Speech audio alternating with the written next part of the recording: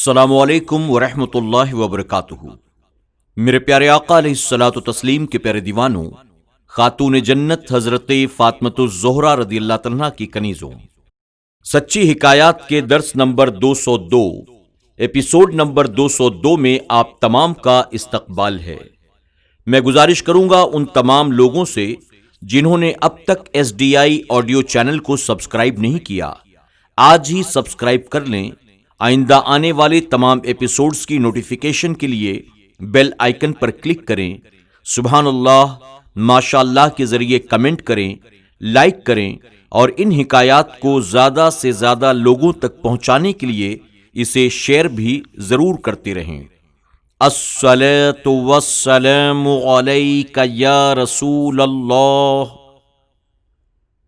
الصلاۃ والسلام علیک یا حبیب اللہ، الصلاۃ والسلام علیک یا نبی اللہ، وعلی آلک واصحابک یا نور اللہ، صلی اللہ تعالی علیہ وسلم۔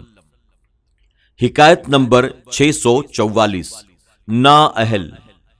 حضرت ذوالنون مصری رحمۃ اللہ تعالی کے پاس ایک شخص اسم اعظم سیکھنے کے لیے آیا۔ کئی مہینے متواتر آپ کی خدمت میں رہا۔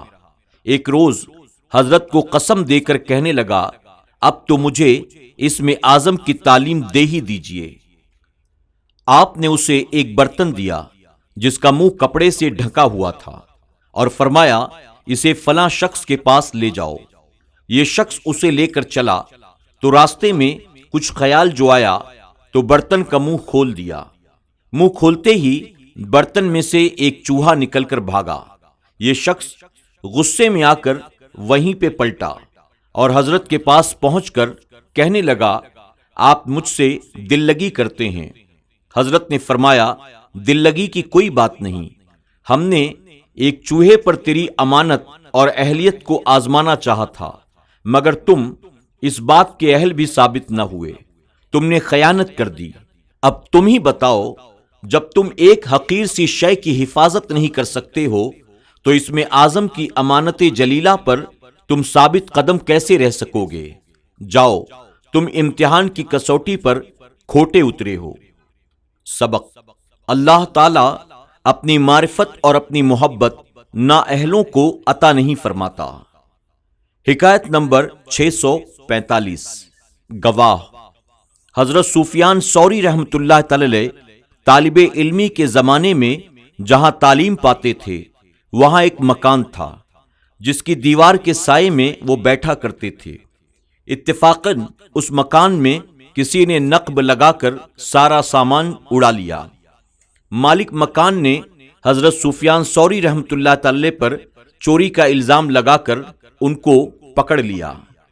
حضرت سفیان ثوری رحمۃ اللہ تعالی اس بے بسی کی حالت میں پریشان ہو کر کہتے ہیں، الہی تو فرماتا ہے جب گواہی دینے کے لیے جائیں تو گواہی دینے سے انکار نہ کریں، یہاں میرا گواہ تیرے سوا کوئی نہیں۔ اچانک اسی وقت ایک شخص چلاتا ہوا آیا اور کہنے لگا، سفیان کو چھوڑ دو، سفیان کو چھوڑ دو، چور میں ہوں۔ لوگوں نے اس سے اقرار جرم کی وجہ دریافت کی تو کہنے لگا کہ میں نے اپنے کانوں سے سنا، کوئی غضبناک لہجے میں کہہ رہا تھا، چوری کا سامان واپس کر دو، سفیان کو فوراً چھڑاؤ ورنہ ابھی غارت ہو جاؤ گے۔ سبق: سچے دل سے اللہ کی بارگاہ میں جو بھی دعا مانگی جائے وہ اللہ ضرور قبول فرماتا ہے۔ حکایت نمبر 646، محنت کا پھل۔ ایک بادشاہ کا گزر ایک بوڑھے شخص پر ہوا جو درختوں کی کاٹ چھانٹ کر رہا تھا۔ بادشاہ نے اس سے پوچھا، اے بوڑھے، کیا تجھے امید ہے کہ تو درخت کا پھل کھائے گا؟ بوڑھے نے جواب دیا، ہمارے پہلوں نے کھیتی کی تو اس سے ہم نے فائدہ اٹھایا، اپنے بعد آنے والوں کے لیے یہ محنت کر رہا ہوں تاکہ وہ نفع حاصل کریں۔ بادشاہ کو اس کی یہ بات پسند آئی، خوش ہو کر 1000 اشرفیاں انعام کے طور پر دی۔ اس پر بوڑھا کاشتکار کھلکھلا کر ہنس پڑا۔ بادشاہ نے حیرت سے پوچھا، اس وقت ہنسی کا کیا موقع ہے؟ بوڑھے نے کہا، مجھے اس کھیتی کے اس قدر جلد پھل دینے سے تعجب ہوا۔ اس بات پر بادشاہ اور بھی زیادہ خوش ہوا، 1000 اشرفیاں اور انعام میں دی۔ بوڑھا کاشتکار پھر سے ہنسا۔ بادشاہ نے پوچھا، اب کیوں ہنسے؟ وہ بولا کہ کاشتکار کو پورا سال گزرنے کے بعد ایک دفعہ فائدہ ملتا ہے، میری اس کھیتی نے اتنی سی دیر میں 2 دفعہ بہت اچھا فائدہ مجھے دیا۔ بادشاہ نے 1000 اشرفیاں اور دیں اور وہاں سے چلا گیا۔ سبق: محنت کا پھل ضرور ملتا ہے۔ یہ بھی معلوم ہوا کہ عقل کی بات کرنے سے بڑے فائدے ہوتے ہیں۔ حکایت نمبر 647 دشمن رسول۔ حضرت زکریا علیہ السلام کے صاحبزادے حضرت یحییٰ علیہ السلام نے کسی جنگل میں شیطان کو روتے ہوئے دیکھا۔ آپ نے پوچھا، کیوں روتے ہو؟ شیطان بولا، اے اللہ کے نبی، وہ شخص کیوں نہ روئے جس نے ایک طویل زمانے تک خدا کی بندگی کی اور اس کی عبادت بیکار گئی۔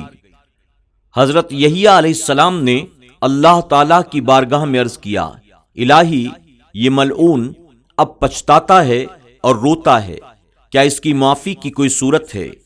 اللہ تعالیٰ نے فرمایا، اے یحییٰ، اس ملعون کے رونے پر مت جاؤ، یہ اخلاص کے ساتھ نہیں روتا، یہ بناوٹی اور منافقانہ روتا ہے۔ اگر تم اس کی مکاری کو معلوم کرنا چاہتے ہو تو اس سے کہو کہ اللہ تعالیٰ فرماتا ہے، تم آج بھی اگر آدم علیہ السلام کی قبر کو سجدہ کر لو تو ہم راضی ہو جائیں گے۔ حضرت یحییٰ علیہ السلام نے شیطان سے یہ بات کہہ دی۔ وہ ملعون کھلکھلا کر ہنس پڑا اور کہنے لگا، میں نے آدم کو تب سجدہ نہیں کیا جب وہ زندہ تھے، تو اب مرنے کے بعد کیوں کروں؟ سبق: معلوم ہوا کہ یہ ضروری نہیں ہے کہ ہر رونے والا مخلصانہ روتا ہو، بلکہ بعض رونے والے جھوٹا رونا بھی روتے ہیں۔ یہ بھی معلوم ہوا کہ شیطان رسول کا بہت بڑا دشمن ہے۔ رسول کے آگے جھکنے پر وہ کسی صورت میں تیار نہ پہلے تھا اور نہ اب ہوتا ہے۔ یہ بھی پتا چلا کہ شیطان نے رسول کی نہ کوئی دنیاوی زندگی میں تعظیم کی اور نہ ان کے وصال کے بعد ان کی قبر پر جانے کے لیے تیار ہوا۔ یہ بھی معلوم ہوا کہ رسول پر مرنے کا لفظ شیطان نے بڑے کھلے ہوئے منہ سے کہہ دیا تھا۔ حکایت نمبر 648 مرنے سے ڈرنا۔ سلیمان ابن عبد الملک نے ایک مرتبہ حضرت ابو حازم علیہ رحمہ سے پوچھا کہ ہم مرنے سے کیوں ڈرتے ہیں؟ آپ نے جواب دیا کہ وہ اس لیے کہ تم نے دنیا آباد کر لی ہے اور عاقبت برباد کر ڈالی۔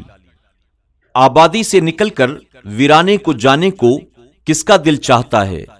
سلیمان نے پھر سے پوچھا، قیامت کے دن خدا کے سامنے پیش ہونے کی کیا صورت ہوگی؟ آپ نے جواب دیا، نیک آدمی تو یوں پیش ہوگا جیسے کوئی گمشدہ آدمی گھر لوٹے اور گھر والوں سے خوشی خوشی ملے۔